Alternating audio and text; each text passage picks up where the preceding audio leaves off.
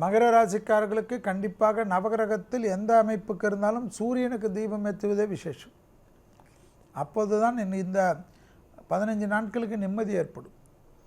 அடிவயிறு, முதுகுத்தண்டுவடம், பாதம், முட்டு வலி கவனம். லிவர் ஃபங்க்ஷன், கிட்னி ஃபங்க்ஷன் டெஸ்ட்டில் ஏதாவது உபத்திரம் இருந்தால் மருத்துவ ஆலோசனை எடுத்துக்கொள்வதும் மருத்துவர் சொல்லை மீறாமல் இருப்பதும் நன்மை.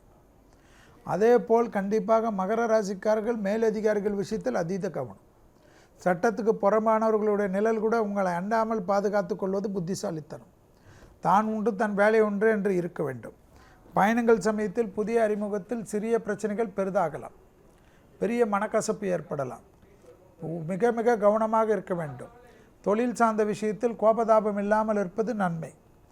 வண்டி வாகன மாற்றங்கள் அனுகூலத்தை தரும். வாகன அமைப்பில் கண்டிப்பாக பயணங்கள் சமயத்தில் இரவு நேர பயணத்தில் மிக மிக கவனம். தேவையற்ற பயணங்களை தவிர்த்து கொள்ளக்கூடிய மகர ராசிக்காரர்கள் புத்திசாலிகள்.